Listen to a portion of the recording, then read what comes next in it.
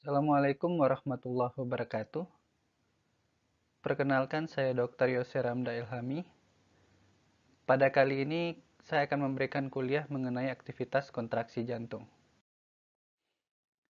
Ada beberapa hal yang akan kita bahas di dalam topik ini. Pendahuluan sedang berlangsung, kemudian mengenai fisiologi otot jantung, siklus jantung sendiri, bagaimana tekanan intrakardiak, bagaimana pengaturan curah jantung, fungsi dari katup-katup jantung, serta inervasi otonom jantung. Jantung itu terdiri dari 4 rongga. Ada atrium kanan, ada atrium kiri, ventrikel kanan, dan ventrikel kiri. Dan dia akan berkontraksi secara ritmis dan sifatnya adalah seri, dan dia akan memompakan darah dari sirkulasi tekanan rendah ke sirkulasi tekanan tinggi, yaitu arteri. Dari atrium kanan akan masuk ke ventrikel kanan, kemudian masuk ke arteri pulmonalis, kemudian sampai ke sirkulasi pulmoner, dari sirkulasi pulmoner kembali ke vena pulmonalis, vena pulmonalis kemudian akan masuk ke atrium kiri, masuk ke ventrikel kiri, dan kemudian ke sirkulasi sistemik melalui aorta. Inilah yang saya sebut sebagai suatu sirkulasi yang sifatnya seri. Dan ini berbeda dengan sirkulasi pada janin, di mana sifatnya adalah paralel, yang memungkinkan adanya darah yang berasal dari kiri bisa masuk ke kanan. Dan pompa yang efektif dari jantung ini terjadi karena urutan kontraksi yang teratur. Atrium akan berkontraksi terlebih dahulu, yang kemudian diikuti oleh kontraksi ventrikel. Dan adanya katup jantung yang memungkinkan aliran darah satu arah, sehingga darah tidak bisa kembali ke ruangan sebelumnya. Seperti sudah saya bilang tadi, bahwa dari darah dari vena cava, baik inferior maupun superior, serta vena pulmonalis akan masuk ke atrium. Kemudian dari atrium akan melewati katup atrioventrikuler, masuk ke ventrikel. Katup atrioventrikuler yaitu katup mitral pada ventrikel kiri, dan katup trikuspid pada jantung sebelah kanan. Sementara darah dari ventrikel akan melewati katup semilunaris, yaitu katup aorta pada jantung sebelah kiri, dan katup pulmonalis pada jantung sebelah kanan, yang kemudian dia akan masuk ke aorta dan arteri pulmonalis. Seperti sudah saya bilang, bahwa darah itu akan beredar dalam sirkulasi sistemik dan sirkulasi pulmonal. 90% akan berada dalam sirkulasi sistemik, baik itu vena maupun arteri sistemik, dan sekitar 10% kurang itu akan beredar di dalam sirkulasi pulmonal. Dan sifatnya seri, seperti saya bilang tadi. Dan urutan yang penting bahwa sifat seri itu memungkinkan darah dari atrium kanan harus masuk ke ventrikel kanan, baru bisa masuk ke arteri pulmonalis, masuk ke kapiler pulmonalis, kemudian ke vena pulmonalis, dan dari vena pulmonalis bisa masuk ke atrium kanan, atrium kiri, ke ventrikel kiri, dan akhirnya aorta dan ke seluruh tubuh. Bagaimana otot jantung? Nanti mengenai bagaimana fisiologi secara umum itu akan dibahas oleh kuliah berikutnya. Saya akan menjelaskan bahwa secara umum ada 3 jenis serabut otot jantung. Otot atrium, otot ventrikel, dan ada otot eksitatori dan konduktif. Dan serabutnya itu tersusun dalam bentuk kisi-kisi. Artinya memiliki bermacam-macam cabang yang sangat banyak. Seperti ini, kita lihat. Sehingga memungkinkan dari aliran listrik dari satu bagian bisa mengalir ke banyak tempat, banyak serabut otot. Dan serabut otot jantung ini juga mengandung aktin dan miosin yang mirip dengan otot skelet. Perannya nanti mungkin akan dibahas dalam kuliah berikutnya. Yang penting adalah bahwa terdapat 2 sinsitium pada jantung. Atrial sinsitium dan ventrikular. Dan ada batas antara atrium dan ventrikel oleh jaringan fibrosa sehingga tidak terjadi konduksi antara atrium dengan ventrikel. Apa pentingnya ini? Bahwa konduksi ini yang tidak terjadi itu penting untuk memastikan bahwa atrium akan kontraksi lebih dahulu, baru kemudian ventrikel, yang berguna untuk bagaimana menjaga keefektifan pompa jantung. Ini harus dipahami oleh semua mahasiswa bahwa ini yang kita sebut Wigger diagram. Pada Wigger diagram ini akan terlihat bagaimana sih proses jantung itu bekerja sampai akhirnya jantung itu akan menghasilkan bunyi. Ingat, sebelum melakukan aktivitas, pasti ada suatu proses dulu. Proses pertama yang muncul adalah proses elektrik, kemudian diikuti oleh terbuka atau tertutupnya katup, yang kemudian diakibatkan oleh perubahan tekanan, yang akhirnya menimbulkan bunyi. Sehingga bunyi yang kita dengar itu adalah fase terakhir dari satu proses sebenarnya. Yang pertama yang harus diingat adalah bahwa ini prosesnya ada aktivitas listrik yang akan menghasilkan perubahan volume dan tekanan, yang kemudian menghasilkan perubahan pada katup, terbuka atau tertutupnya katup, dan akhirnya menimbulkan bunyi. Kita bisa lihat di sini ada 4 fase diastolik dan 3 fase sistolik.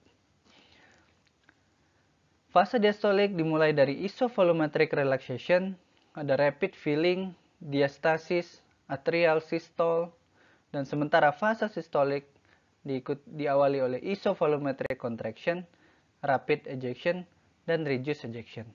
Kita akan bahas satu persatu di dalam kuliah ini. Pada fase isovolumetric contraction, fase pertama dari sistolik, maka diawali oleh adanya proses depolarisasi ventrikel. Seperti saya katakan bahwa aktivitas listrik mendahului semua aktivitas yang ada pada jantung. Yang ini tampak pada rekaman EKG, yaitu gambaran kompleks QRS. Akan terjadi kontraksi miosit yang kita sebut isovolumetric, artinya volumenya tetap sama, tetapi terjadi peningkatan tekanan. Sehingga tekanan intraventrikelnya akan naik. Yang kemudian karena tekanan intraventrikelnya naik, maka akan terjadi penutupan katup atrioventrikular yang dikarenakan tekanan intraventrikelnya lebih tinggi dibandingkan dengan tekanan atrium. Kontraksi dari otot papilaris ini akan menghambat katup atrioventrikular prolaps ke dalam atrium. Inilah guna otot papilaris di katup, sehingga katupnya tidak masuk ke dalam atrium lebih jauh. Apa yang terjadi pada isovolumetric contraction? Seperti diketahui bahwa pada fase isovolumetric contraction ini, maka akan terjadi peningkatan tekanan ventrikel tanpa terjadinya perubahan volume, yang mengakibatkan terjadinya perubahan bentuk ventrikel. Ini terjadi di antara waktu penutupan katup atrioventrikular dan pembukaan katup semilunaris, tepat setelah diastol dan sebelum terjadinya ejeksi dari darah dari ventrikel kiri. Pada keadaan ini, tekanan atrium akan meningkat secara transien karena ada peningkatan aliran balik vena dan tekanan dari katup atrioventrikular yang mengarah ke arah atrium, sehingga akan mengakibatkan terbentuknya gelombang C pada kurva jugular. Fase kedua dari fase sistolik yang kita sebut rapid ejection. Pada fase rapid ejection ini, katup semilunaris yaitu katup aorta dan katup pulmonalis akan terbuka pada fase awal, yang diawali oleh meningkatnya tekanan intraventrikel yang melebihi tekanan aorta dan atau arteri pulmonalis. Sehingga darah akan diejeksikan keluar ventrikel. Dan kecepatan aliran keluar maksimal ini akan terjadi pada fase awal ejeksi, di mana tekanan aorta dan arteri pulmonal maksimal tercapai.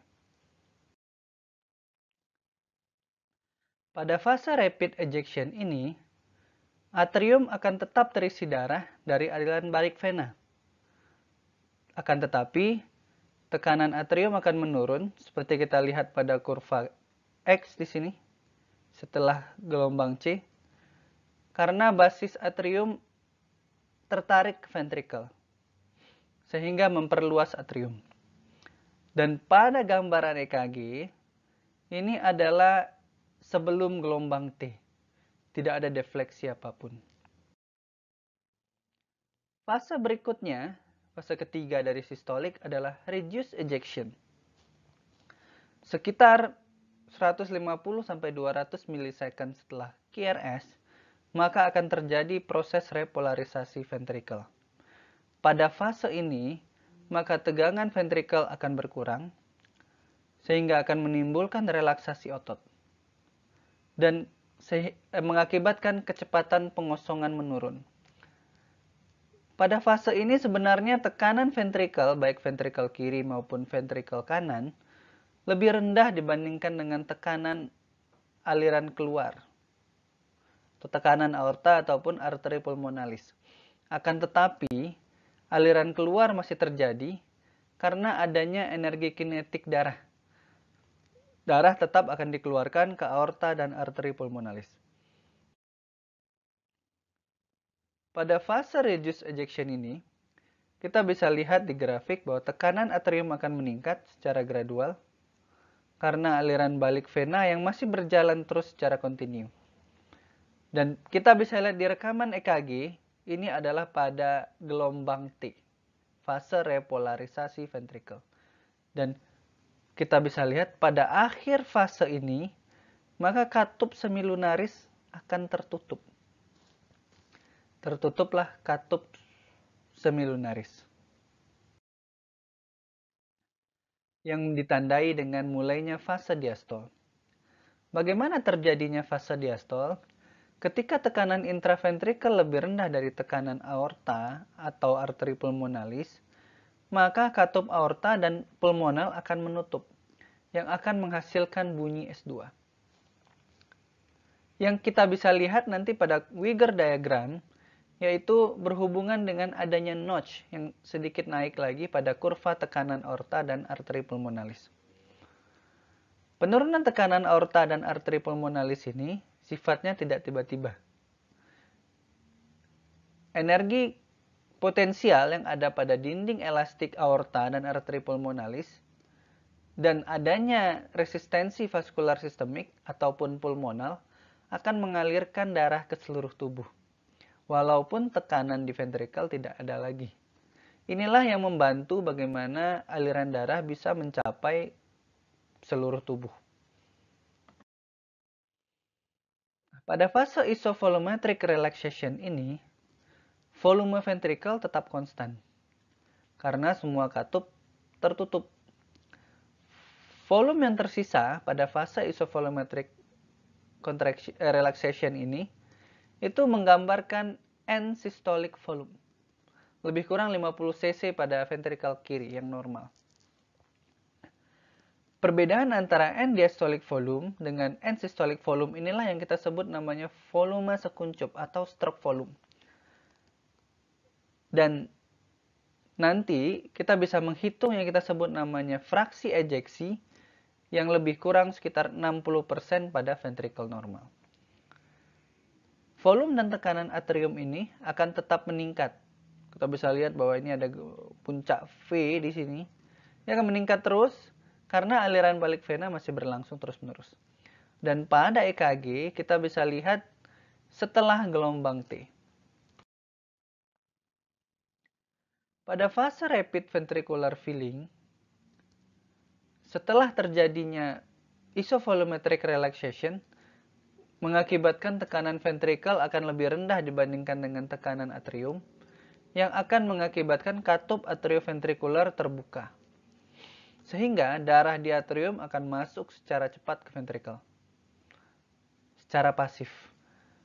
Aliran cepat ke ventricle ini disebabkan oleh tekanan atrium yang tinggi dan resistensi yang rendah dari terbukanya katup atrioventrikular. Selain itu, adanya proses relaksasi yang cepat dan aktif dari ventrikel kiri akan mengakibatkan tekanan ventrikel kiri turun lebih cepat dari atrium kiri, sehingga bersifat sebagai diastolic suction. Karena tekanannya lebih rendah, dia akan menghisap darah dari atrium kiri. Pada gambar kita bisa lihat bahwa di sini kita melihat adanya pembukaan katup atrioventrikular yang ditandai oleh tekanan atrium yang menurun. Di sini ada puncak pada nadi jugularis, yaitu gelombang V, yang diikuti oleh Y descent. Di sini ada X descent, di sini ada Y descent. Dan pada kondisi tertentu, suara jantung 3 bisa terjadi yang diakibatkan oleh adanya tegangan pada chorda tendine dan atrioventricular ring. Pada gambaran EKG kita bisa lihat terletak pada 2/3 setelah gelombang T dan antara QRS. Fase ketiga dari diastolik adalah diastasis. Pada fase ini, proses pengisian ventrikel hampir selesai.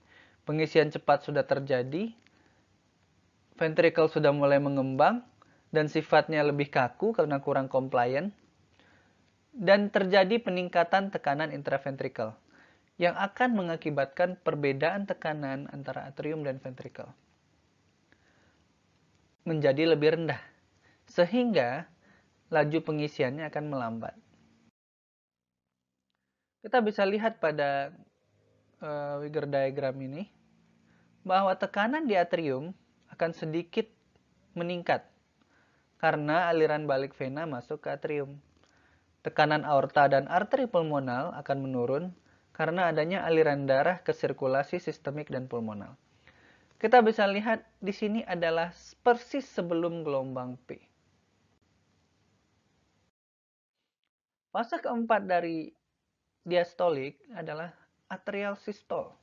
Pada fase ini akan terjadi kontraksi atrium yang akan mengakibatkan tekanan intraatrium meningkat kembali.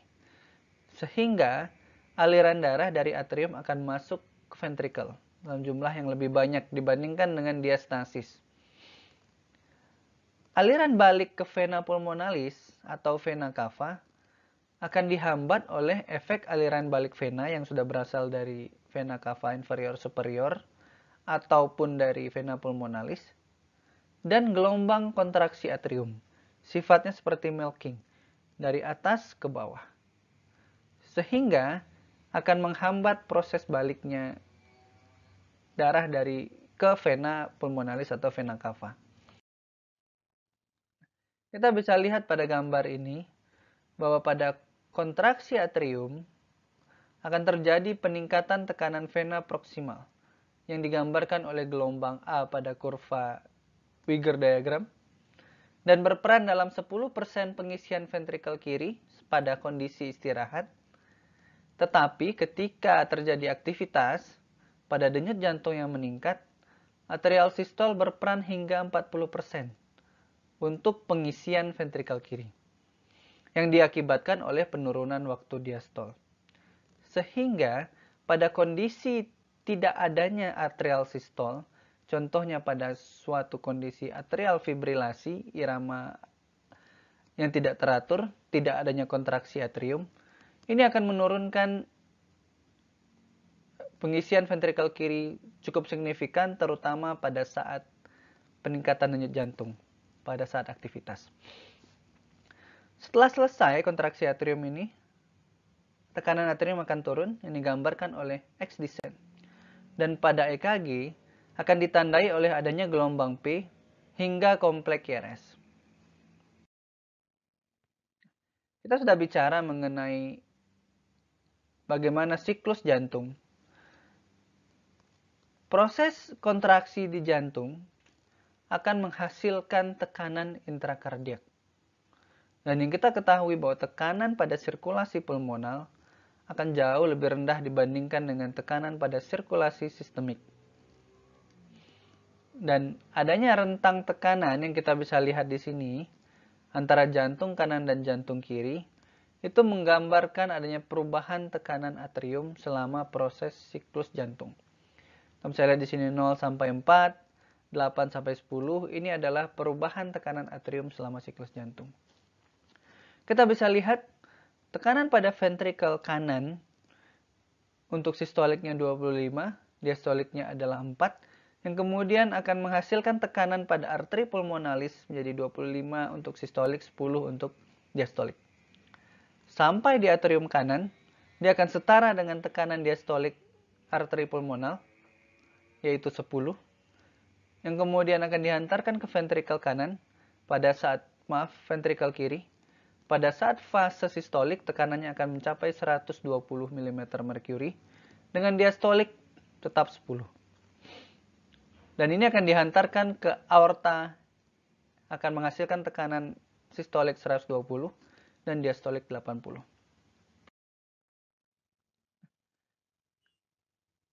Fungsi katup jantung di sini kita bisa bahas satu persatu, yaitu katup atrioventrikular yang membatasi antara atrium dan ventrikel, yang akan mencegah aliran balik darah dari ventrikel ke atrium selama proses sistolik.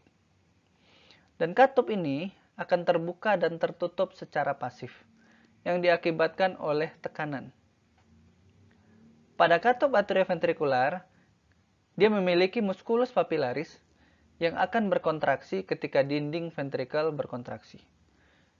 Musculus papillaris ini berguna untuk menarik lembaran katup ke dalam, ke arah ventrikel, untuk mencegah katup